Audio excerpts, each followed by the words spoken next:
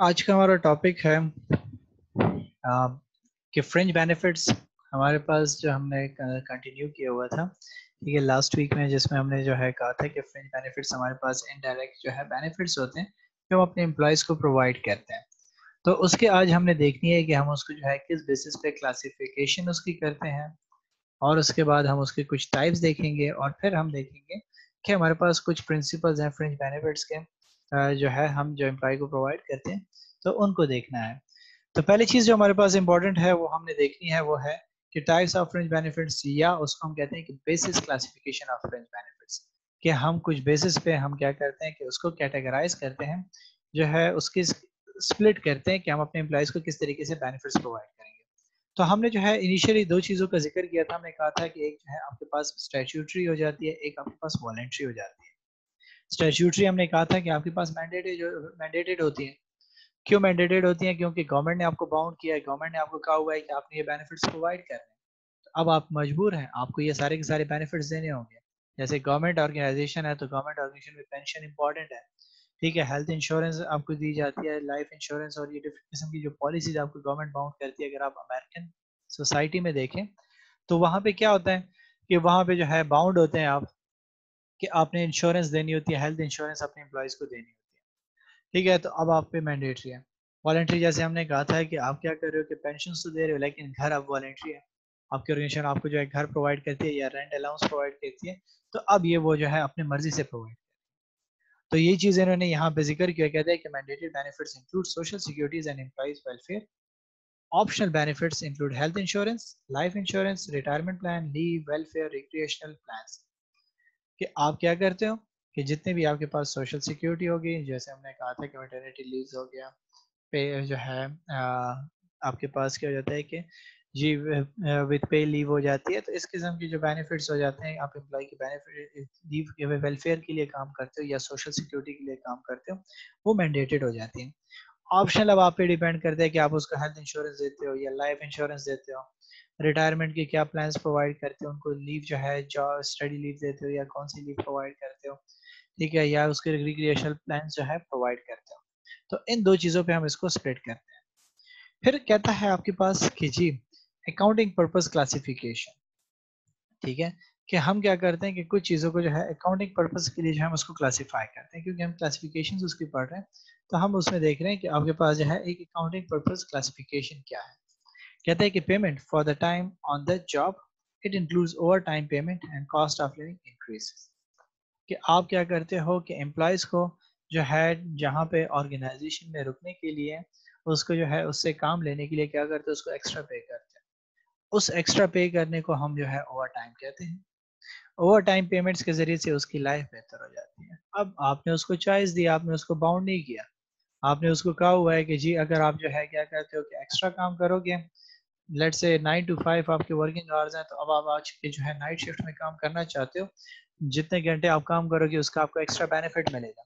अब this is over time payment. उससे क्या हो जाएगी, उसकी कॉस्ट ऑफ लिविंग जो है इंक्रीज हो जाएगी। फिर उसके बाद कहते हैं कि payment for time not on the job, it involves paid holidays, vacations, sick leaves, unemployment insurance, vacations, holiday sick leaves, paternity leave, maternity leave, severance pay, supplemental employment benefits। कि आप क्या करते हो कि जब आपका एम्प्लॉय आपके जो है काम नहीं कर रहा होता, और आप उसको जो है बेनिफिट स्टिल दे रहे हो, ठीक है, जैसे मैंने आपको कहा कि पेड हॉलीडेज प्रोवाइड कर रहे हो, वेकेशंस उसको दे रहे हो, जैसे आपकी जो है 3 माह की छुट्टियां हो जाती हैं गर्मियों की। तो अब आपकी जो है क्या हो जाता है कि यूनिवर्सिटीज और स्कूल जब बंद हो जाते हैं गवर्नमेंट के, तो टीचर्स को सैलरीज मिल रही होती है। तो अभी आपके पास क्या है, पेड हॉलीडेज है, ठीक है। तो अब आप उनको ये बेनिफिट प्रोवाइड कर रहे हो, हालांकि वो आपके लिए काम नहीं कर रहा, लेकिन आप उसको बेनिफिट दे रहे हो क्योंकि उसको रिटेन करना है अपने एम्प्लॉयज को, ठीक है। तो ये आपके पास अकाउंटिंग पर्पस क्लासिफिकेशन में आ जाता है, ठीक है। आपके पास मेटर्निटी और इन चीजों का हमने जिक्र किया। इसके बाद कहता है कि payment for variate benefits, number first pay for the time not work, insurance benefits, retirement benefits, employ services. और आपके पास कहता है कि आपकी जो पेमेंट्स हैं डिफरेंट बेनिफिट्स की हो सकती हैं, कि आप उसको जो है जिन वर्क के लिए काम नहीं किया आप उसके लिए पे कर सकते हो, इंश्योरेंस के बेनिफिट्स उसको प्रोवाइड कर सकते हो, आप उसको जो है रिटायरमेंट पेंशन वगैरह प्रोवाइड कर सकते हो। आप इन तमाम चीज़ों को क्या करते हो, बारी बारी कंसिडर करते हो और इन चीज़ों को देखते हो, ठीक है। इसके बाद जो है आपके पास जो है एम्प्लॉय सर्विसेज आ जाती हैं। कि आप उसकी सर्विसेज को देखते हो, उसकी जो है सर्विसेज कितना ड्यूरेशन हो चुका है, आप उसके बेसिस पे जो है उसको घर देते हो या जो है उसको क्या करते हो गाड़ी देते हो या कोई और फैसिलिटी प्रोवाइड करते हो। तो ये चीज़ें आपके पास जो है इसमें शामिल हो जाती हैं। दूसरी चीज़ आपके पास आ जाती है classification based on it's objectives, कि कंपनी जो है क्या करती है कि अपने ऑब्जेक्टिव्स के बेसिस पे उसको क्लासिफाई करती है। हमने कहा था ना कि आपके पास क्या है कि ऑर्गेनाइजेशन या अपने ऑब्जेक्टिव्स को देखेगी या जो है वो बाउंड होगी लीगली या उसको कोई और बेनिफिट नजर आएगा तो जिसके लिए वो क्या करेगा अपने एम्प्लॉयज को जो है कंपनसेट करेगा या जो है वो फ्रिंज बेनिफिट्स प्रोवाइड करेगा। तो हमने क्या कहा कि क्लासिफिकेशन बेस्ड ऑन ऑब्जेक्टिव्स में कि those providing for employ security such as retirement program, unemployment compensation, workman's compensation, insurance and allied provisions, कि आप क्या करते हो कि अपने एम्प्लॉयज को जो रिटायरमेंट प्लान देते हो या फिर अनएम्प्लॉयमेंट कंपनसेशन उसको प्रोवाइड करते हो या फिर आप क्या करते हो कि और वर्क में इंश्योरेंस वगैरह चीज़ें प्रोवाइड करते हो। तो वो सारी की सारी चीज़ें आपके पास क्या आ जाती हैं कि वो भी आपके ऑब्जेक्टिव्स पे होते हैं, आपके मकासद उसके पीछे क्या है कि the purporting to increase employees job satisfaction causing reduction in the labor turnover, improvement in productivity. It includes vacation, holidays, sick leave, discount, company goods, services, and allied intangible and tangible benefits. कि आपको मैंने कहा कि हम क्या करते हैं कि हमारा ऑब्जेक्टिव क्या था, एम्प्लॉयज को रिटेन करना था। जब आपका मकसद अपने एम्प्लॉयज को रिटेन करना था तो उसकी खातिर आप क्या कर रहे हो कि अपने ऊपर एक्स्ट्रा बर्डन ले रहे हो। किस चीज़ का बर्डन ले रहे हो कि आप उसको क्या कर रहे हो कि जो है पेड लीव्स प्रोवाइड कर रहे हो, सिक लीव प्रोवाइड कर रहे हो, आप उनको जो है कहीं पे डिस्काउंट ऑफर्स दे रहे हो, तो कभी कभी क्या बेनिफिट दे रहे हो। तो आपका मकसद क्या था, अपने लेबर को टर्नओवर को कम करना और प्रोडक्टिविटी को बढ़ाना। क्योंकि मैंने आपको क्या कहा कि जब एक सीट खाली हो जाएगी तो उसके लिए पूरा एक प्रोसीजर होगा, उसके लिए जो आपको ऐड देना पड़ेगा, ऐड के बाद आप फिर क्या करोगे कि जो है उसमें से सेलेक्ट करोगे, फिर सेलेक्ट करने के बाद हायर करोगे, फिर हायर करने के बाद ओरिएंटेशन दोगे उस बंदे को, फिर नए पैकेजेस डिजाइन करोगे और वो सारा का सारा प्रोसीजर आपके लिए टाइडी हो जाता है। तो आपकी जो है प्रोडक्टिविटी तब तक जो है इफेक्ट होना शुरू हो जाती है। तो आप उस चीज से बचने के लिए क्या करते हो कि उनको बेनिफिट्स देते हो। इसके बाद दूसरी चीज आपके पास आ जाती है वो है deferred benefits and immediate benefits, कि आप क्या करते हो कि कुछ चीजें जो है डेफर्ड में कंसिडर करते हो कि बाद में उसको पे करोगे, जैसे पेंशन स्कीम हो गया, इंश्योरेंस हो गया, सिक पे हो गया, आपके पास ये क्या है डेफर्ड कंसिडर होती है। whereas providing company card to an employee constitute immediate benefits। ठीक है कि डेफर्ड अकाउंटिंग की टर्मिनोलॉजी से अकाउंटिंग में ज्यादातर हम यूज करते हैं कि आप जो क्या करते हो कि पहले जो है जो है एम्प्लॉय से काम ले लेते हो फिर बाद में उसको बेनिफिट दे देते हो। तो ये आपके पास जो है डेफर्ड है कि आपने उनको जो है इंश्योरेंस कवर है, तो इंश्योरेंस कब होगी जब उसका नुकसान पहुंचेगा, सिक पे जब वो जो है बीमार होगा उसको पे मिलेगी, तो जब वो जब बीमार हो जाएगा, जब वो बीमारी से रिकवर हो जाएगा उसको सैलरी मिल जाएगी। पेंशन स्कीम कि आपके पास जो है वो पेंशन जब आपको मिलता है तो कब मिलता है, जब आप रिटायर हो जाते हैं। तो ये आपके पास क्या थी, हमने जो है 3 बेसिस पे इसको क्लासिफाई किया। पहला हमने कहा कि अकाउंटिंग पर्पस थी, दूसरा हमने उसको किया था ऑब्जेक्टिव्स के बेसिस पे, तीसरा हमने डेफर्ड बेनिफिट्स और इमीडिएट बेनिफिट्स के बेसिस पे इसको क्लासिफाई किया। इसके बाद हम देखते हैं कि हमारे पास क्या है टाइप्स ऑफ फ्रिंज बेनिफिट्स, कि हमारे पास फ्रिंज बेनिफिट्स की टाइप्स क्या है। कि the following are the general types of fringe benefits offered to employees, कि हमने कहा था कि हमारे पास डिफरेंट किस्म के फ्रिंज बेनिफिट्स हो सकते हैं। हमने कहा था जरूरी नहीं है कि आप जो एम्प्लॉयज को गाड़ी दे रहे हो तो दिस इज जो है सिर्फ यही आपके पास एक बेनिफिट है। आप उन्हें कहा कि हमारे पास जो है हम एम्प्लॉयज को क्या कर रहे हैं कि अच्छा घर प्रोवाइड कर रहे हैं तो घर ही हमारे पास फ्रिंज बेनिफिट है, नहीं। हमने कहा कि हम एम्प्लॉय को क्या कर रहे हैं कि छुट्टी दे रहे हैं तो हमारे पास सिर्फ यही आपके पास फ्रेंच बेनिफिट है, नो। हमारे पास डिफरेंट सूरतों में डिफरेंट बेनिफिट्स होते हैं और हम क्या करते हैं उसको देखते हैं और अपनी जो है जो हमारा ऑब्जेक्टिव होता है उसके अकॉर्डिंगली उनको वो प्रोवाइड करने की कोशिश करते हैं। सो इसलिए पहली चीज हमने कहा कि फॉर एम्प्लॉयमेंट सिक्योरिटी, कि हम जो है फ्रेंच बेनिफिट्स प्रोवाइड करते हैं किसके लिए कि अनएम्प्लॉयमेंट जो है आपके पास ज्यादा हो जाती है। ठीक है, benefits under this head include unemployment insurance and technological adjustment pay, leave travel, overtime pay, level for negotiation, leave for maternity, leave for grievance, holidays, leave for cost of living bonus, ठीक है, call back pay, layoff, retiring rooms, jobs, students on daughters or employees and like। कि आप क्या करते हो कि employment की security के लिए कि आप जो है उसको सिक्योर फील कराते हो अपने एम्प्लॉय को, कि आप इनको जो है क्या करते हो कि उनके बच्चों के लिए जो है फ्यूचर में आप उसके लिए सीट रिजर्व रख लेते हो उसके फादर की, अगर उसने वही क्वालिफिकेशन वो गेन की हुई है तो उसको वो सीट मिलेगी।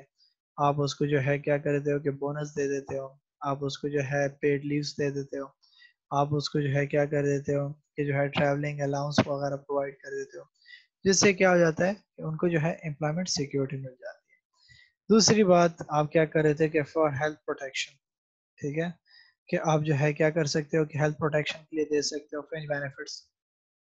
ठीक है, कि आप सिर्फ जो है इस चीज़ को नहीं देखते कि आपने उनको बोनस ओवर टाइम और ट्रैवलिंग वगैरह के लिए दे दी कि वो जो है सिक्योरिटी फील करें। आप किस लिए कर सकते हो, हेल्थ प्रोटेक्शन के लिए भी कर सकते हो। अपने एम्प्लॉयज़ को जो है क्या करते हो एक्सीडेंट से बचाने के लिए, डिसेबिलिटी से जो है इंश्योरेंस करा देते हो, हॉस्पिटलाइजेशन और इन चीज़ों के जो है बेनिफिट्स प्रोवाइड कर देते हो। कि आप कहते हो कि जी अगर आपका काम इस किस्म का है कि आप जो है माइंस वगैरह में काम कर रहे हो या इंडस्ट्रीज में काम आपकी मैन्युफैक्चरिंग सेक्टर है, तो अब आपके लिए जो है हेल्थ प्रोटेक्शन की जो है पॉलिसीज अपने वेज वर्कर्स के लिए बहुत ही बेनिफिशियल हो सकती है। आप उनको क्या करते हो कि वो जो है चूज करते हो, आप उनको हेल्थ प्रोटेक्शन प्रोवाइड करते हो। ठीक है, अगर आप जो है देखें तो हमारे पास जो हमने कहा कि गवर्नमेंट ऑर्गेनाइजेशंस है तो वो क्या करती हैं, वो जो है ओल्ड एज और रिटायरमेंट पैकेजेस प्लान करती हैं। ठीक है, कि जिसमें हमारे पास जो है कौन सी चीज़ें आ जाती हैं, डेफर्ड इनकम पेमेंट्स आ जाती हैं, pension, gratuity, provident funds, old age assistance, counselling, medical benefits. ठीक है, jobs of son and daughter, disease include and like that.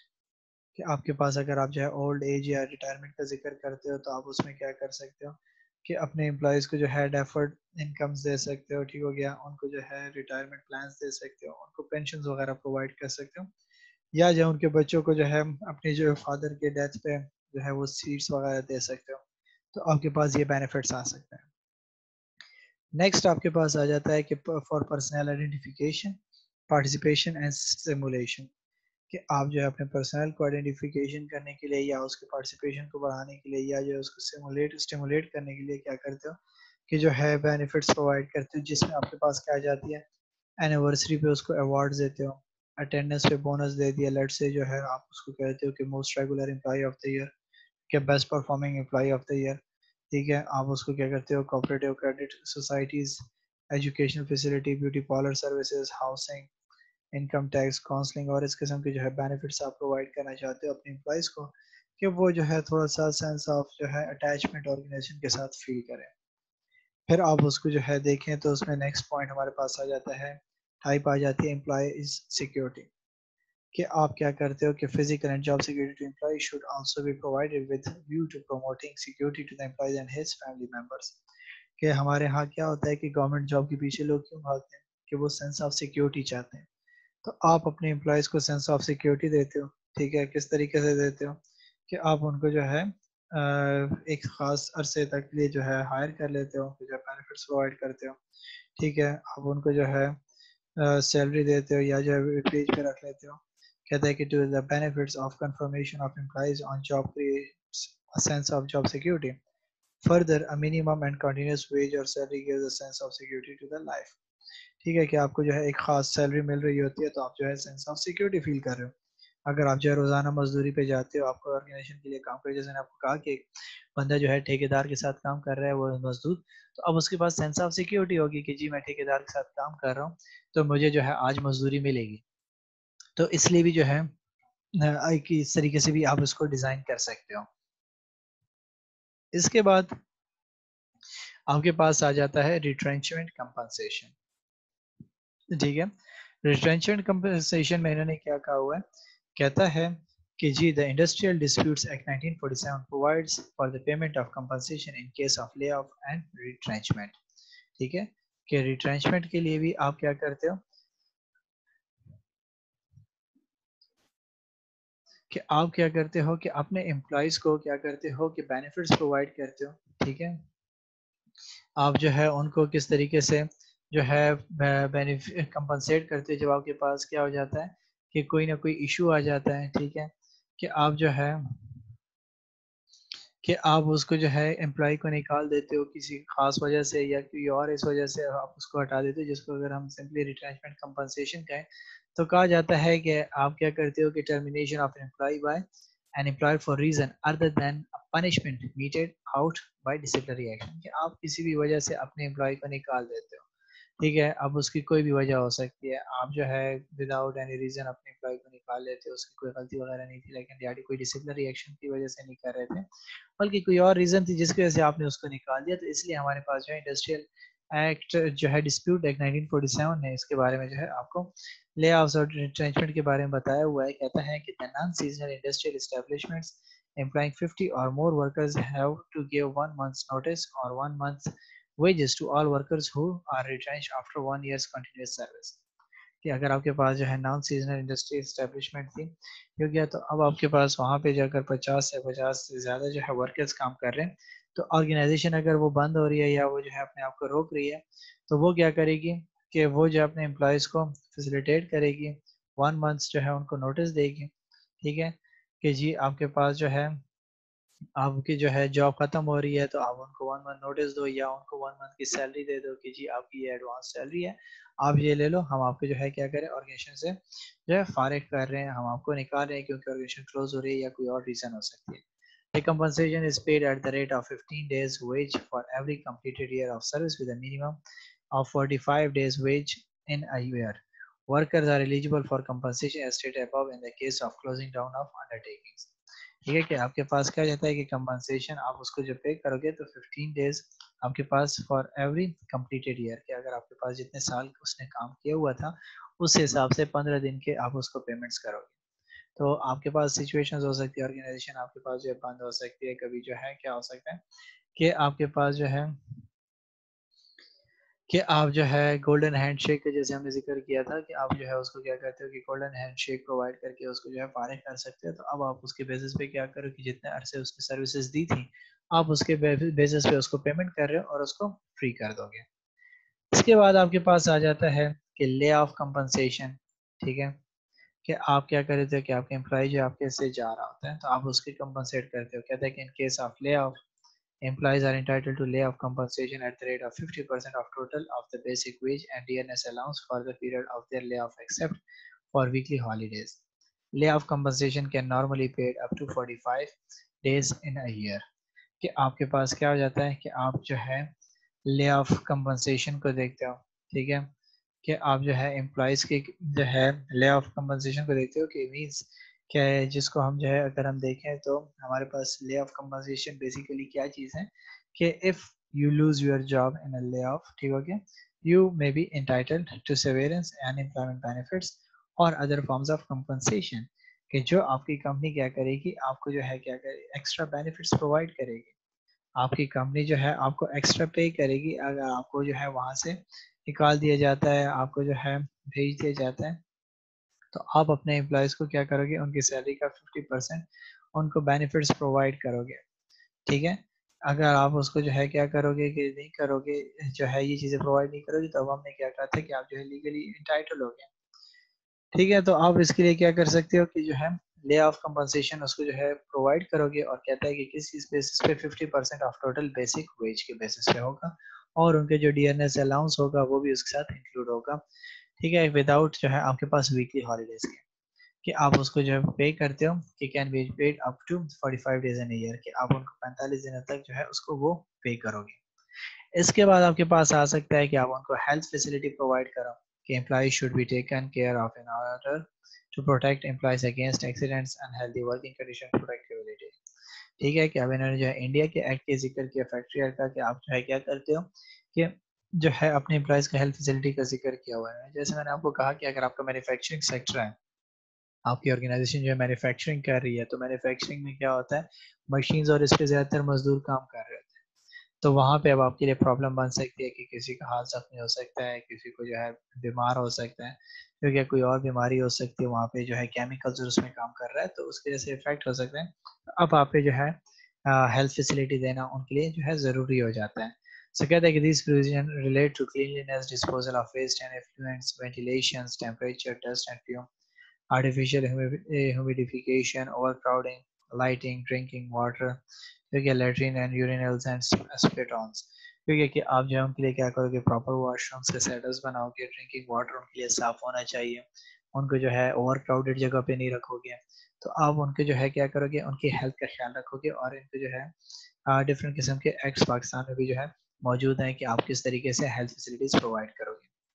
इसके बाद आपके पास आ जाता है सेफ्टी फैसिलिटी, कि आप एम्प्लॉइज की जो है सेफ्टी फैसिलिटी को देखते हो, कि provision relating to safety measures including fencing of machinery, work on the near machine in motion, employment of young persons and dangerous machines, striking and devices of cutting of power, क्योंकि case of new machinery, probation of employment of women or children near cordon openers, hoist and lifts machines। ठीक है, so different किस्म की आपके पास जो ऐसी situations हो जाती है जहाँ पे आपके एम्प्लॉइज की लाइफ जो है एट स्टेक होती है, तो आपने उनके अगेंस्ट जो है सेफ्टी मेजर्स करने होंगे। अक्सर आपने देखा होगा कि मूवीज वगैरह में कि क्या होता है कि आपके जो है जहाँ पे मशीनरी या जो है ट्रांसफार्मर्स वगैरह पड़े होते हैं, वहाँ पे उन्होंने इलेक्ट्रिक फेंस बनाए होते हैं, और या जो है या उसके अगेंस्ट फेंस बनाए होते हैं और उस पर लिखा होता है कि जी यहाँ पे मर जाए, करंट है, या जो डेंजरस लिखा का जो है सैंपल बनाया होता है। ठीक है, तो इस किस्म के जो आपके पास मैसेजेस और प्रिकॉशनरी जो है इन्होंने मेथड्स अपनाए होते हैं, वो सारे के सारे सेफ्टी फैसिलिटीज में कंसिडर होते हैं कि आप अपने एम्प्लॉयज की सेफ्टी का ख्याल रखोगे। लेट्स से अगर एक ऐसी नई मशीन आप लेकर आ गया कि अब उसका जो है आपको पता नहीं है कि उसको कैसे यूटिलाइज किया जाएगा, और आप एक बंदे को लेकर चले जाते हो, उसको कहते हो कि जी आप इस पे काम करना शुरू कर दो, तो हो सकता है कि वो उसके लिए जो है जानलेवा हो सकती है या उसको नुकसान दे सकती है। तो आप इन चीज़ों का ख्याल रखोगे। इसके बाद है एक्सीडेंट और हेल्थ प्लान्स, कि द वैल्यूएशन और value of accidents and health plan coverage provided by the employer is usually not included in the income. However, benefits may be taxable to employees. If employee does not pay the entire cost of your home health insurance, employee may be able to enter into a salary reduction agreement with the employer. Under these agreements, employer reduces salary or wages by the amount of cost of health insurance and pays full amount. ठीक है, कि आपके पास जो है health या जो है plan आ सकते हैं या एक्सीडेंट आ सकता है, कि या जो है कुछ कंपनीज जो है क्या करती है, आपको हेल्थ इंश्योरेंस प्रोवाइड कर देती है, आपसे जो है डेली या जो है मंथली आप सैलरी से कटिंग हो रही होती है, या फिर वो आपको जो है वॉलंटियरली आपको हेल्थ बेनिफिट प्रोवाइड कर देती है। और कुछ ऑर्गेनाइजेशन जैसे मैंने आपको कहा कि क्या होती है, कि वो आपको कहती है कि हम आपकी जगह पे जो है फुल पेमेंट कर देंगे, फिर बाद में आपकी सैलरी से हम डिडक्शंस करते रहेंगे। तो इस किस्म के जो है आपके पास डिफरेंट किस्म के प्लान्स हो सकते हैं जो आपके जो है हेल्थ एंड एक्सीडेंट्स में आ सकते हैं। फिर आपके पास आ जाता है एडॉप्शन असिस्टेंस। ठीक है, कि employ may be able to exclude from your income amounts paid or expenses incurred by your employer for qualified adoption expenses if employ attempt to adopt an eligible child. ठीक है, अभी American perspective से बात कर रहे हैं कि अगर आपके पास क्या हो रहा है कि जो है एक बंदा क्या करता है कि किसी बच्चे को अडॉप्ट कर लेता है। ठीक है, तो अब उसके जो है जो बेनिफिट्स होंगे, ठीक हो गया, तो वो उसके लिए जो है क्या कर सकते हैं, एलिजिबल चाइल्ड। ठीक हो गया, कि जिसके लिए जो है वो अडॉप्ट करने के लिए करता है, तो उसके लिए जो उनके क्राइटेरिया वो मीट करना उसके लिए इम्पोर्टेंट है। ठीक है, उनकी जो अमाउंट और जितने भी एक्सपेंसेस है वो पे कर देती है।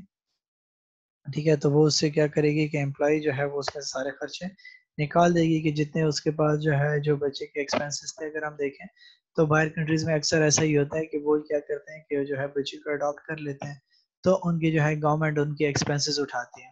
ठीक है, या जो है वो जो एनजीओ होती है या जो वो डिपार्टमेंट हो जो जो ऑर्गेनाइजेशन होती है जो उसको चला रहा होता है, वो उसके सारे के सारे खर्चे खुद और जो है अडॉप्ट करती है या जो है उसको जो है पे करने की कोशिश करती है। फिर आपके पास आ जाता है कि डिमिनिश बेनिफिट्स, कहता है कि these are benefits having minimal value. If the cost is so small, it would be unreasonable for employer to account for it. The value is not included to employees' income. Example would include use of copy machine, coffee discounts at company cafeterias and cost of companies picnics. कि आपके पास क्या रहता है कि आपके छोटे छोटे मोटे खर्चे हो जाते हैं। ठीक हो गया, जैसे कि आपके एम्प्लॉइज जो है चाय पीते हैं, तो आप उनकी चाय का खर्चा पे कर देते हो, या जो है फोटो कॉपी मशीन उनको चाहिए होती है, जैसे बड़ी यूनिवर्सिटीज में क्या होता है कि स्टाफ के लिए उन्होंने जो है प्रिंटर्स की फैसिलिटी प्रोवाइड की होती है, या फिर क्या हो जाता है कि उनका अपना जो है स्टाफ का एक अलग प्रिंटर होता है जो बंदा उसको जो है फ्री प्रिंटिंग फैसिलिटी देते हैं, या फोटो कॉपी जो है उनको फ्री हो रही होती है। तो अब ये छोटे मोटे ऐसे खर्चे होते हैं कि जो कंपनी क्या कहती है कि अपने एम्प्लॉयज को फैसिलिटेट करती है कि आप क्या उनसे जो है बार बार डिडक्शंस करेंगे या जो है वो इसके कॉस्ट इनकर करें, तो वो उसको जो है फैसिलिटी प्रोवाइड करती है। इसके बाद कहता है कि आपके पास आ जाता है हॉलीडेज गिफ्ट, या कि if employer gives employee a ham, turkey or जो है other items of nominal value at a Christmas or other holidays, it is not included in employee income. However, cash gifts, cards, similar items are included in the income regardless of the amount. ठीक है, कहता है कि अब जो है इन्होंने Christmas और इसके बारे में जिक्र किया हुआ है कि आपके पास क्या होता है कि हॉलीडेज जो उनकी आ रही होती हैं तो उनका गिफ्ट उनको दे दिए जाते हैं, उनको जो है टोपी दे देना, उनको कपड़े दे देना क्रिसमस के, या और किस किस्म की जो है बेनिफिट्स प्रोवाइड करते हैं। तो वो जो है उसके पैसों से नहीं काटे जाते, वो जो है गवर्नमेंट उसकी जो ऑर्गेनाइजेशन खुद अपनी तरफ से वॉलंटियरली उनको दे रही होती है। लेकिन अगर उसमें कैश या कोई और किस्म की चीज़ें आ जाती हैं तो वो जो है उसमें ऐड हो सकती हैं। ठीक हो गया, डिपेंड करते हैं ऑर्गेनाइजेशन पे कि वो उसमें जो है ऐड करती है कि या नहीं करती। फिर आपके पास आ जाता है क्वालिफाइड एम्प्लॉय डिस्काउंट्स कि these are not taxable if discounts for services does not exceed 20%. Discount for merchandise are limited to employers' gross profit percentage. No discounts are allowed for real estate, stock, and other investment property. This is available to employees and spouse and dependent and retirees.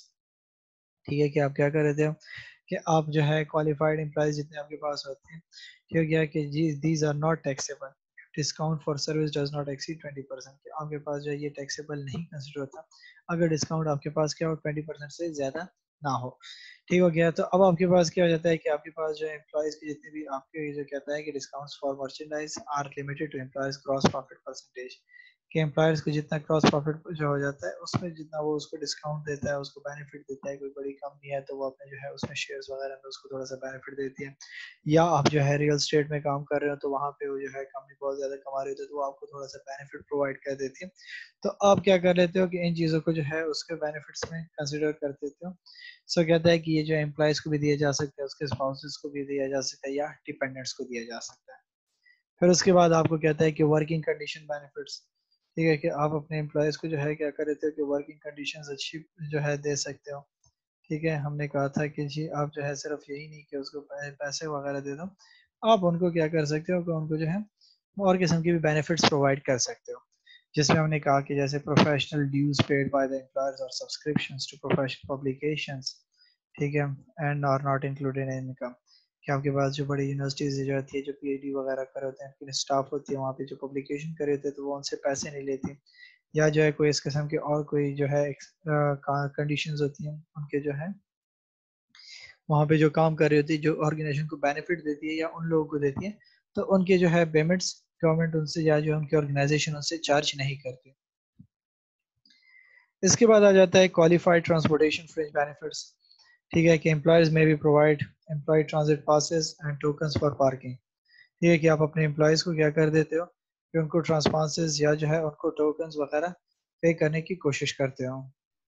कहते हैं कि these amounts are excluded from employee income. Also, transportation in commuter highway vehicles provided by employers between employee home and place of work is not taxable income. ठीक है कि आप जो है क्या करते हो कि जो है एम्प्लॉयर्स को मैंने जैसे आपको कहा कि ट्रांसपोर्टेशन प्रोवाइड कर देते हो, उनको आने जाने का खर्चा प्रोवाइड करते हो, तो वो भी शामिल हो सकता है। फिर रिक्रिएशन एथलेटिक फैसिलिटीज आ सकती हैं, ठीक है कि आप उनको जो है रिक्रिएशन के लिए मैंने आपको कहा कि एक्टिविटीज प्रोवाइड करता है, या जो एथलेटिक्स कोई जो है जिम वगैरह जाता है या कोई और इस किस्म की एक्टिविटीज परफॉर्म करता है, या जो है उनके बच्चों को जो है आप फैसिलिटी प्रोवाइड करते हो वो शामिल हो जाती हैं। ठीक है, आप जो है क्या कर सकते हो एजुकेशन असिस्टेंस कर सकते हो उनके, ठीक है हायर एजुकेशन के लिए उनके बच्चों को भेज सकते हो, या जो है कोई अच्छी जो है स्कूल वगैरह का खर्चा है आप वो उठा लेते हो, या कोई और इस किस्म का कोई इवेंट हो या उन चीज़ों में उनको जो है स्पॉन्सर करने की कोशिश करते हो। फिर आपके पास जो है एम्प्लॉयर जो है आपके पास आ जाता है कि उनको जो है गाड़ी वगैरह प्रोवाइड करते हो। ठीक है कि एम्प्लॉयर प्रोवाइडेड व्हीकल्स, उनको गाड़ियाँ दे देते हैं। ठीक है कि वो जो है आने जाना उनके लिए आसान हो जाए, जैसे मैंने आपको कहा कि उनकी नीड होती है, हर बंदा जो है चाहता है कि उसके पास गाड़ी हो, तो आप उसको वो प्रोवाइड कर सकते हो। नेक्स्ट आपके पास जो है रिटायरमेंट प्लानिंग सर्विसेज सर्विसेज, ठीक है कि जो है आप क्या करते हो कि अपने एम्प्लॉयज़ को रिटायरमेंट प्लानिंग जो है सर्विसेज देते हो। ठीक है, आप उनको जो है पेंशन वगैरह की फैसिलिटीज़ देते हो, आप उनको जो है कोई और इस किस्म का जो है बेनिफिट प्रोवाइड करते हो कि जो उसको जो है फ्यूचर में रिटायरमेंट के जो है टाइम पे फैसिलिटी प्रोवाइड कर सकती है या उनको फैसिलिटेट कर सकती है। फिर आपके पास रिटायरमेंट प्लान कंट्रीब्यूशंस, कि एम्प्लॉयमेंट के contributions qualified retirement plans for employers are not included in his income. Generally speaking contribution to non qualified plans are taxable income. ठीक है कि आप क्या कर लेते हो कि आप उनके साथ जो है कंट्रीब्यूशन कर लेते हो रिटायरमेंट प्लान में, कि जी हम जो है अपनी तरफ से आपके ऐड करेंगे, क्योंकि अगर एक आध एम्प्लॉय इस तरीके से होता है कि जिसकी सैलरी कम होती है तो उस बेचारे के जो है रिटायरमेंट का जो है प्लान भी तो बड़ा ही शॉर्ट बनेगा, उनको जो है पे भी तो बड़ा कम ही किया जाएगा, तो इसलिए वो क्या कर लेती है कि उसके साथ कुछ ना कुछ वो कंट्रीब्यूट कर लेती है। फिर आपके पास जो है स्टॉक ऑप्शंस आ जाते हैं। ठीक है, मैंने आपको कहा था कि कुछ कंपनियां क्या करती हैं कि वो अपने स्टॉक ऑप्शंस उनको प्रोवाइड कर सकती हैं। कहते हैं कि these are classified as non-statutory or statutory options. If it is non-statutory option, employees will have income when he receives the option, when he use the option, or when he sells or otherwise dispose of the option. कि उनके पास stock का option होता है कि वो जो है stocks रखना चाहते हैं या सेल आउट करना चाहते हैं, उनको वो फैसिलिटी मिलती है। क्योंकि और अगर वो जो है क्या करते हैं कि स्टैट्यूटरी हो जाता है, क्योंकि गवर्नमेंट की तरफ से बाउंड हो जाता है, कानूनी तौर पे बाउंड हो जाता है, तो employ does not recognize any income until you sell or exchange your stock for the from the option. Employer can tell you which type of options employees have. ठीक है कि आपके जो है एम्प्लॉयर आपको जो है बताएगा कि हमारे पास किस किस्म की जो है स्टॉक्स अवेलेबल हैं, आप उनको जो है कब सेल आउट करोगे, जब आप उसको सेल आउट करोगे तब आप उसको जो है बेनिफिट्स गेन करोगे, अदरवाइज आपको उसका बेनिफिट नहीं मिलेगा। फिर आपके पास आ जाता है कि मील्स एंड लॉजिंग, आप जो है खाना वगैरह का जिक्र करते हो, कहीं पे बाहर आना जाना करते हो, तो उन चीज़ों की फैसिलिटीज़ आप उनको प्रोवाइड कर सकते हो, फर्निश कर वगैरह उनको दे सकते हो, डिपेंडेंट केयर बेनिफिट्स दे सकते हो, ठीक है कि आप उसको जो है ख्याल रखने के लिए अलग जगह प्रोवाइड कर सकते हो, ठीक है कि आप उनको जो है क्या कर देते हो कि उनके बच्चों को जो है कहता है कि अगर आप उनके 1-2 बच्चों की जो है खर्चा उठा लेते हो या कोई और इस किस्म के जो है बेनिफिट्स उसको प्रोवाइड कर देते हो, तो वो भी इसमें शामिल हो सकता है। एम्प्लॉय डेथ बेनिफिट आ सकता है, ठीक है, जो बंदा मर जाता है तो उसके लिए जो है कफन दफन का इंतजाम करना या कोई और इस किस्म का जो है उसको बेनिफिट या बोनस या कोई एक्स्ट्रा पेमेंट उसको प्रोवाइड करना, वो जो है उसको प्रोवाइड की जा सकती है, ठीक है। इसके अलावा हमारे पास जो है कुछ नॉन बेनिफिट्स जो है डिफरेंट आपके पास नॉन मॉनेटरी बेनिफिट्स आ जाते हैं, जिनको जो है टेबल में समराइज किया गया है, ठीक है कि इन्होंने कहा हुआ है कि आपके पास जो है ट्रीट्स में आ सकते हैं, फ्री लंचेस आ सकते हैं, बैशेस फ्री फेस्टिवल आ सकते हैं, कॉफ़ी ब्रेक्स आ सकते हैं, पिकनिक्स आ सकते हैं, डिनर विद बॉस आ सकता है, ठीक है।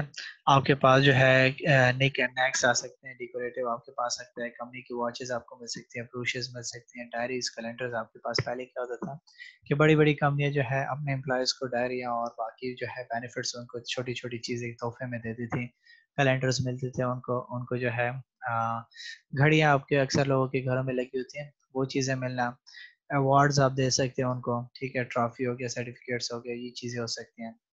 आप उनको जो है एनवायरनमेंट में अच्छी जगह प्रोवाइड कर सकते हो, म्यूजिक सिस्टम उनको दे सकते हो, उनकी टाइमिंग्स को जो है फ्लेक्सिबल कर सकते हो, ठीक है, ये फैसिलिटी आप उनको दे सकते हो। सोशल एक्नॉलेजमेंट्स में आ सकती हैं, इंफॉर्मेशन रिकग्निशन उनको प्रोवाइड कर सकते हो, ठीक है, गेट टुगेदर्स दे सकते हो, फ्रेंडली ग्रीटिंग्स हो सकती हैं, ठीक है, मेंबरशिप दे सकते हो कि जी आप यहाँ पे क्लब के मेंबर बन सकते हो, तो इस किस्म के बेनिफिट्स आप उसको दे सकते हो।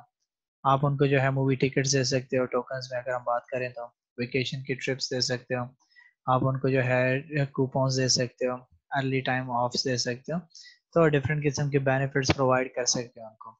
ऑन द जॉब अगर आप उसको जो है रिवार्ड देना चाहते हो तो मोर रिस्पॉन्सिबिलिटी उसको दे देते हो, जॉब रोटेशन उसको चेंज कर देते हो, दूसरी पोजीशन पे बैठा देते हो, जिससे वो थोड़ा सा जो है अच्छा फील करता है, उसके पास नए एक्सपीरियंसेस आ सकते हैं, ठीक है। उसके बाद जो हम कहते हैं कि जी स्पेशल अरेंजमेंट्स उनके लिए कर सकते हो, ट्रेनिंग्स कर सकते हो, या जो है आप उसके लिए एक स्पेशल फॉरम जो है अरेंज कर सकते हो जहाँ पे वो जो है अपने आपको रिप्रेजेंट कर सकें।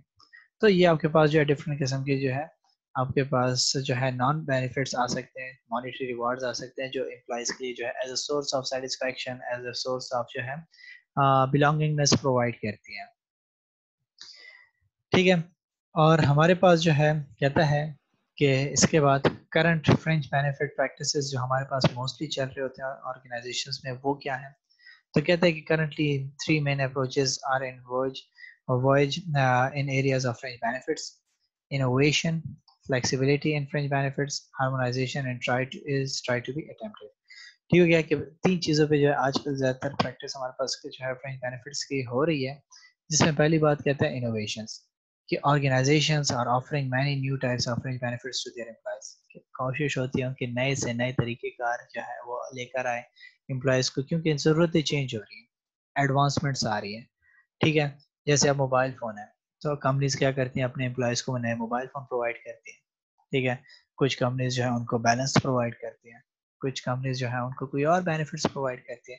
तो जैसे जैसे नीड्स चेंज हो रही होती है, तो कंपनीज क्या करिए इनोवेशंस लेकर आ रही है, इन करंट जो है जो उनके पास बेनिफिट्स है उनमें चेंजेस लेकर आ रही है, उसको मजीद नई नई तरीकों पे लेकर आ रही है। फिर उसके बाद कहता है कि flexibility in fringe benefits, employees are allowed to choose from an array of benefits within certain cost limits. ठीक है कि आप क्या कर देते हो कि कुछ ऑर्गेनाइजेशन जो है अपने एम्प्लॉयज को फ्लेक्सिबिलिटी दे देती है कि वो चूज करें कि उनको कौन सा बेनिफिट चाहिए, उनको हेल्थ इंश्योरेंस चाहिए या जो है उनको एजुकेशन इंश्योरेंस चाहिए।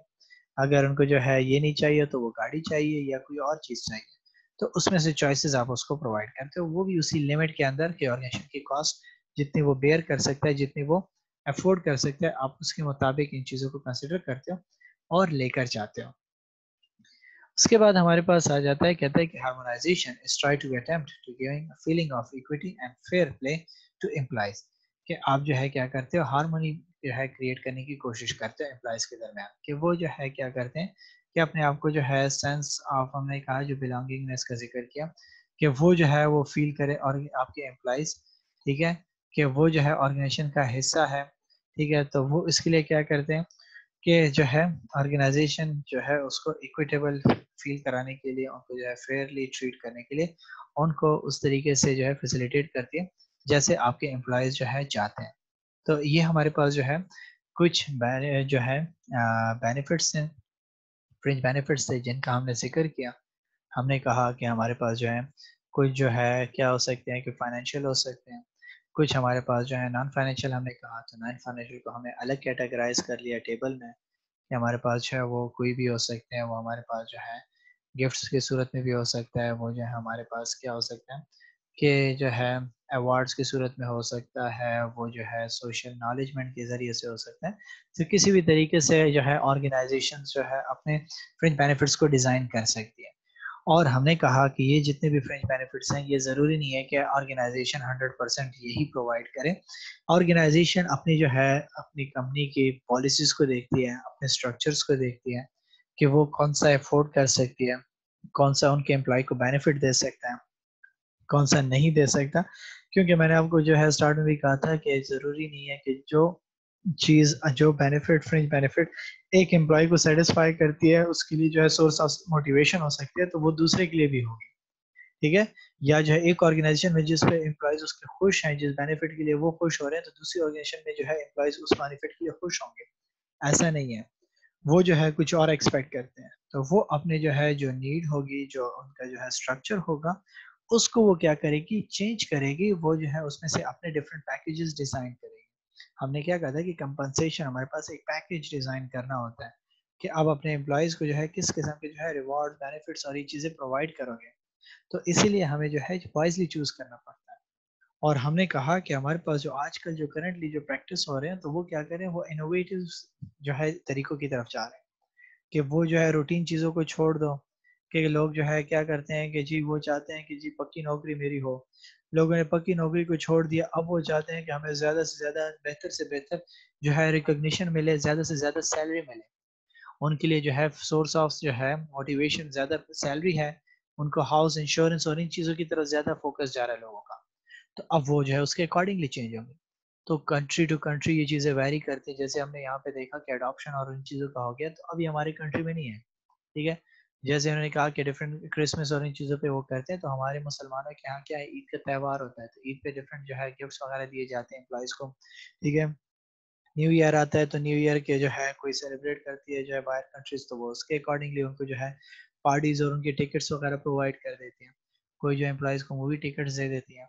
कोई क्या बेनिफिट दे रहा है, कोई क्या बेनिफिट दे रहा है, तो ये सारे के सारे जितने भी आपके पास फ्रिंज बेनिफिट्स हैं, इन सब का कलेक्टिव मकसद हमारे पास क्या है? एम्प्लॉइज़ को रिटेन करना, उनको जो है मेंटेन करना, ठीक है?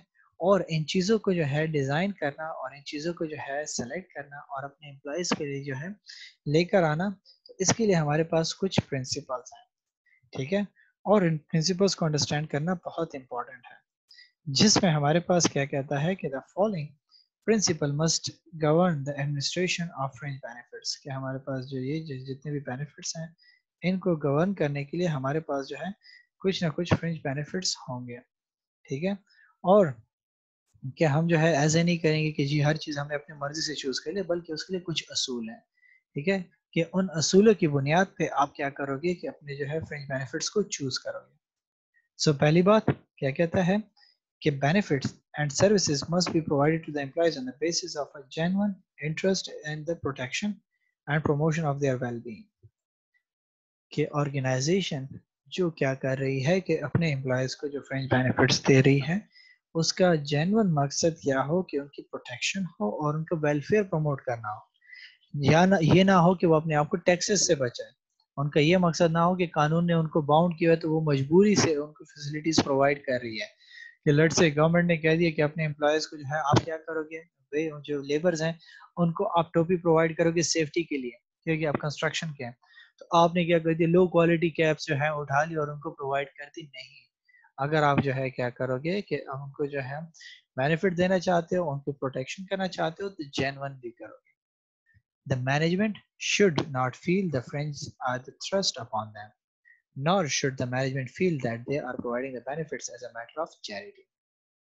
तो वो जो है अपने ऊपर जो है इसको मैनेजमेंट क्या होगी, अपने ऊपर जो है इसको बर्डन कंसिडर ना करे कि ये हमारे ऊपर बोझ है, मैं एम्प्लॉयज को ये दे रहा हूँ, बल्कि एज ए ह्यूमैनिटी के लिए हमने कहा कि हो सकती है या जो है आप अपनी ही एफिशिएंसी के काम कर रहे हो कि आपके एम्प्लॉयज जो है जब सेफ होंगे, अच्छा इन्वायरमेंट उनको मिलेगा, तो वो सेंस ऑफ सेफ्टी और वो चीज़ें क्या करेंगी कि उनको जो है मोटिवेट करेंगी और वो आपको ये अल्टीमेटली बेनिफिट देंगे। ठीक है, और ना ही जो है ऑर्गेनाइजेशन इस चीज़ को ये समझे कि जी हमारा खैरात है तो बस हमने जो है इसको खैरात के तौर पे कर रहे हैं, तो इसको खैरात कंसिडर नहीं करना कि जी हमने एम्प्लॉयज़ को जो है बोनस देते ये हमारा खैरात है इस महीने का। नहीं, बल्कि आपने क्या करना होगा कि उनको अंडरस्टैंड करना होगा, एम्प्लॉयज़ को एज एन एम्प्लॉय कंसिडर करना होगा। एज अ सेल्फ ऑफ हमने कहा कि उनको बिलोंगिंगनेस देनी होगी कि वो आपके साथ अटैच फील करें। उसके बाद कहता है कि the benefits must satisfy a real need.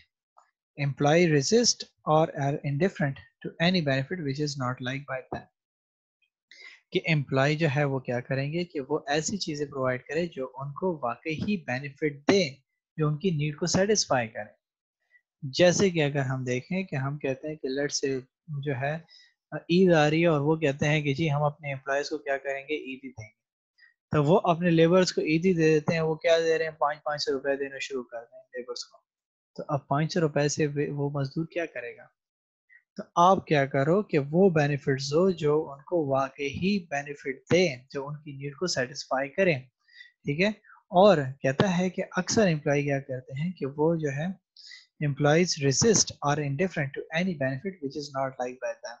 और एम्प्लॉय क्या करते हैं कि उस चीज को रेसिस्ट करते हैं या अवॉइड करने की कोशिश करते हैं जो उनको बेनिफिट नहीं लगता या उनको फायदा नहीं देता। जैसे मैंने आपको कहा कि एक बंदे को जो है एजुकेशन एक्सपेंसेस उस पे जो है बच्चों के ज्यादा है, और आप उसको कहते हो कि हम आपको जो है एक अच्छा सा वर्किंग एनवायरनमेंट, आपको ऑफिस दिया, फुली फर्निश्ड ऑफिस हम आपको प्रोवाइड कर रहे हैं, तो ये चीज उसकी जो है मेंटल पीस नहीं देगी। उसकी मेंटल पीस कहाँ होगी, जब ऑर्गेनाइजेशन क्या करेगी कि उसको वो बेनिफिट देगी, वहां पे उसको कंट्रीब्यूट करेगी जो वो चाहता है और जहां पे उसको बेनिफिट नजर आता है। और उसके बाद द थर्ड कहता है कि the benefit must be cost effective. और आपके पास जो ये जो बेनिफिट होगा वो कॉस्ट इफेक्टिव भी होना चाहिए। ठीक है, अगर वो जो है कॉस्ट इफेक्टिव ना हो तो फिर भी उसका कोई फायदा नहीं है कि उससे जो है उस बंदे को जो है उसको कोई जो है फायदा ना पहुंच रहा हो, ठीक है, उससे जो है कोई जो है प्रॉफिट उसको ना मिल रहा हो, या जो है उसको किसी किस्म का जो है हम कहते हैं कि कोई भी जो है उससे आउटपुट या रिजल्ट आउटकम उसको ना मिल रहा हो, तो फिर इस चीज का भी तो कोई फायदा ना हुआ। तो उनको जो है जो उसका जो है कि खर्चा जो है वो कम हो और उसको जो है बेनिफिट उससे ज्यादा मिलना चाहिए। नेक्स्ट पॉइंट कहता है कि the benefit should be as broad as possible. और ये जो बेनिफिट उसको दिया जा रहा है इसको ब्रॉड होना चाहिए जितना ये पॉसिबल हो। वो उसका जो है हम कहते हैं कि ब्रॉड से मुराद उसका दायरा कार वो वसी होना चाहिए, वो उसको फुली जो है फैसिलिटेट कर सके। जैसे मैंने आपको कहा कि आप उसको जो है ईद की जो है ईद ही दे रहे हो और ईदी में 500 रुपए आपने एम्प्लॉइज को देना शुरू कर दिए, तो 500 रुपए में उसको इतना बेनिफिट नहीं मिलेगा। इतना दो कि उसको कुछ ना कुछ फैसिलिटेशन मिल सके, उसको कुछ ना कुछ जो है वो बेनिफिट दे सके, उसकी नीड को कुछ ना कुछ सेटिस्फाई कर सके। उसके बाद कहता है administration of benefit should be preceded by sound planning.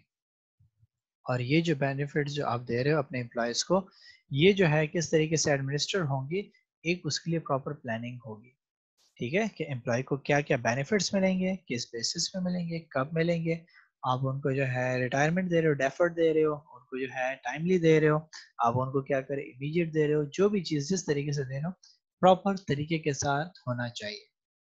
उसके बाद सेकंड लास्ट कहता है कि the wish of employees expressed by there union representative and the bargaining power of union must be considered. अगर आप जो है ट्रेड यूनियन के साथ जो है जिक्र कर रहे हो, अगर आप जो है ट्रेड यूनियन के साथ जो है आप निगोशिएशन में हो, तो आपने क्या करना होगा कि वो चीज़ें देनी होगी, ठीक हो गया, कि जो आपके जो है यूनियन उसके रिप्रेजेंट करी, और आप उनके जो है जो बार्गेनिंग पावर थी उसको देखना होगा कि आपकी जो ट्रेड यूनियंस है वो क्या रिक्वायरमेंट्स करती हैं अपनी एम्प्लॉयमेंट्स के लिए, क्या बेनिफिट्स होनी चाहिए, आपने उसको देखना होगा। उसके साथ साथ उसी के मुताबिक आपने प्लान्स बनाने होंगे। आपने उसको जो है ब्लाइंडली डिजाइन नहीं करना, आपने उन चीजों को देखना होगा कि उनके जो है कितना इफेक्ट आपके ट्रेड यूनियंस का आपकी पॉलिसीज पे पड़ता है। और लास्ट में आपके पास क्या कहता है कि employees should be educated to make use of benefits. और सबसे इंपॉर्टेंट बात, अपने एम्प्लॉयज को एजुकेट करो कि उनको जो ये बेनिफिट्स दिए हैं उसको वो कैसे यूटिलाइज करेंगे। हमारे यहाँ सबसे बड़ा मसला क्या हो जाता है कि हमारे लोगों को जो है एजुकेट नहीं किया जाता। उनको जो है बेनिफिट्स दिए जाते हैं, उनको पता ही नहीं होता कि मैं इस बेनिफिट को लेकर क्या करूंगा। ठीक है, जैसे आपके पास एजुकेशन है, तो अब एक मजदूर बंदा क्या करता है कि उसको एजुकेट कराना होगा कि आपके बच्चों को जो है हम एजुकेशन की फैसिलिटी दे रहे हैं, तो वो किस लिए दे रहे हैं कि कल को आपका बच्चा जो है जब बड़ा हो जाएगा तो वो जो है स्किल्ड वर्कर हमें मिलेगा, हमें जो है एक क्वालिफाइड वर्कर मिलेगा। तो आज जिस पेमेंट पे आप काम कर रहे हो वो इससे बेहतर कमा सकेगा, एक अच्छी जगह पे बैठ सकेगा। आप यहाँ पे चपरासी के तौर पे काम कर रहे हो तो आपका बेटा चपरासी नहीं बनेगा, बल्कि वो जो है एक अच्छी जगह पे बैठ के जो है काम कर सकेगा। तो आपने अपने एम्प्लॉयज को उसके जो है बेनिफिट्स भी बताने होंगे। जैसे कि हमारे यहाँ क्या है कि लेट से अब जो है आपकी ऑर्गेनाइजेशन लेबर्स को क्या करती है, वो सैनिटाइजर्स इंस्टॉल करके देते हैं। तो अब पहले सैनिटाइजर से पहले उनको बताओ तो सही कि सैनिटाइजर्स किस लिए है, क्या है, कैसे यूज करना है। उनको एजुकेट करो, तभी जाके वो इसको बेहतर इस्तेमाल कर सकेंगे। अगर आप उनको एजुकेट नहीं करोगे तो उसका कोई फायदा नहीं होगा। तो ये हमारे पास जो है इसके 7 प्रिंसिपल्स थे फ्रिंज बेनिफिट्स के, जो हमने आज देखे। सो सम अप करते हैं अपने जो है इस चैप्टर को, या जो है इस टॉपिक को। तो वो क्या था कि हमने देखा कि हमने किस बेसिस पे जो है अपने तमाम फ्रिंज बेनिफिट्स को क्लासिफाई किया। तो हमने उसकी डिफरेंट किस्म की क्लासिफिकेशंस देखी। ठीक है, जहाँ पे हमने अकाउंटिंग का जिक्र किया, हमने उसके साथ साथ जो है कहा कि आपके पास अकाउंटिंग के अलावा जो है डायरेक्ट भी आ सकता है, इमीडिएट तरीके से भी हम उसको जिक्र कर रहे थे, और हमने कहा था कि कुछ आपके पास डेफर्ड भी हो सकते हैं। ठीक है, कुछ आपके पास जो है मैंडेटेड होती हैं, कुछ ऑप्शनल होती हैं जिसके लिए आपने बाउंड होते हो कि आपने ये बेनिफिट्स प्रोवाइड करने होंगे, ये बेनिफिट्स नहीं प्रोवाइड करने होंगे, तो आप उसके लिए बाउंड होते हो। तो इस किस्म के आपके पास जो है क्लासिफिकेशन हम इसके करते हैं। ठीक है, और इसके अलावा हमने कहा था कि आपके पास जो है कुछ ऐसे जो है होते हैं कि आप उसको ऑब्जेक्टिव्स के साथ अरेंज करते हो कि आपकी कंपनी क्या चाहती है, आप उनको जो बेनिफिट्स दे रहे हो उससे आपको क्या फायदा होगा, तो आप उसको क्या करते हो अपने ऑब्जेक्टिव्स के साथ डिजाइन करते हो। उसके बाद हमने देखा था कि हमारे पास डिफरेंट टाइप्स थी। ठीक है, जिसमें हमने जो है हम कह देते हैं उसको कि जी मॉनेटरी, नॉन मॉनेटरी, तमाम के तमाम बेनिफिट्स का जिक्र किया। डिफरेंट किस्म की टाइप्स थी हमारे पास। हमने देखा कि आप एम्प्लॉयज़ को जो है किसी भी किस्म का जो है बेनिफिट प्रोवाइड कर सकते हो, चाहे वो हेल्थ इंश्योरेंस हो, चाहे वो आपके पास क्या हो सकता है हाउस अलाउंस हो, चाहे आप उसको जो है कोई और अलाउंस प्रोवाइड कर रहे हो, आप एजुकेशन एक्सपेंसेस ले सकते हो, तो आप डिफरेंट तरीकों से लेकर जा सकते हो। अगर आप उनसे नहीं कर सकते तो आप जो है नॉन मॉनेटरी रिवार्ड्स की तरफ आ जाते हो, आप उनको जो है क्या करते हो, अच्छा एनवायरनमेंट प्रोवाइड कर सकते हो, उनको जो है ऑन जॉब रोटेशंस प्रोवाइड कर सकते हो। वो ज़्यादा लोग जो है फैसिलिटेट जो है अप्रिशिएट करते हैं एम्प्लॉयज़ के, अगर उनको जो है ऑन जॉब रिवार्ड्स मिल जाए, कि उनको नई रिस्पॉन्सिबिलिटीज़ दे दी जाती हैं, या उनको जो है स्पेशल जगह दे दी जाती है, या उनको ट्रेनिंग्स दी जाती है, तो उसके लिए वो खुश होते हैं कि उनके पास नई स्किल्स आना शुरू हो जाती हैं।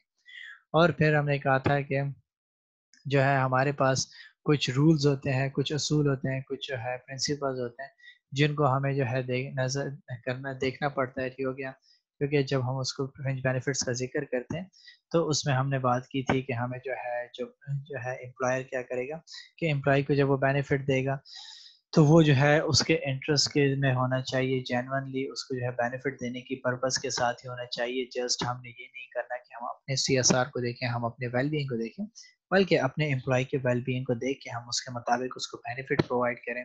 हम उसकी जो है नीड को आइडेंटिफाई करें कि आखिर उसकी ज़रूरत क्या है हमारे एम्प्लॉयज़ की, हमें उन ज़रूरियात को देख के उसको फैसिलिटेट करना चाहिए। और उसके साथ साथ हमें क्या करना चाहिए, अपने आप को जो है या जो है हमारी जितनी भी ये फैसिलिटीज़ हों वो कॉस्ट इफेक्टिव हों, और ये जो तमाम के तमाम हमने कहा कि ये जो बेनिफिट्स हैं उसके लिए इनको एजुकेट करना बहुत इंपॉर्टेंट है। हम जो ये कंपनसेशन मैनेजमेंट जो है एज एन एचआर स्टूडेंट पढ़ते हैं, तो इसका मकसद भी हमारा यही होता है कि हम अपने जो है जो जनरेशन है उसको एजुकेट करें कि हम ह्यूमन रिसोर्स मैनेजमेंट क्यों इम्पोर्टेंट है, ह्यूमन रिसोर्स मैनेजमेंट के लिए जो है हमें क्यों मैनेज करना उसको इम्पोर्टेंट है, हमें जो है ये तमाम के तमाम जो कंपनसेशन पैकेजेस का हम जिक्र करते हैं, रिवार्ड्स का जिक्र करते हैं, ठीक है, इसका फ़ायदा क्या होता है, इससे क्या होगा अगर हम इसको सही तरीके से मैनेज करेंगे। तो हम जो है एजुकेट कर रहे हैं स्टूडेंट्स को, अब जो है अपने आप को इन चीज़ों के बारे में कि कल को जब हम इन पोजीशंस पे बैठें तो हमें इसका पता होना चाहिए कि अगर हम जो है लेट से गवर्नमेंट की एक अच्छी पोजीशन पे बैठ जाते हैं और हमारे पास अथॉरिटी आ जाती है कि हम जो है पे पैकेजेस या कंपनसेशन पैकेजेस डिज़ाइन करें और हम कहें कि ये जो है पेंशन का कोई फ़ायदा नहीं है, इसको निकाल दो। तो पेंशन का क्या फ़ायदा है, क्या चीज़ है पेंशन, इसको पहले हमें पता तो होना चाहिए। जब हम एजुकेट होंगे, हम जो है देखेंगे इन चीज़ों को, कंसिडर करेंगे, तो तभी जाके हम जो है क्या करेंगे कि एक ऐसा प्लान बना सकेंगे जो लोगों को फैसिलिटेट कर सकेगा, जो लोगों के फ़ायदे के लिए होगा। लेकिन अगर हम इन चीज़ों को कंसिडर नहीं करेंगे, तो हमारे प्लान्स ऐसे होंगे जिससे लोगों को बेनिफिट नहीं मिलेगा। तो ये था हमारा आज का टॉपिक। आज के लिए इतना ही काफ़ी है।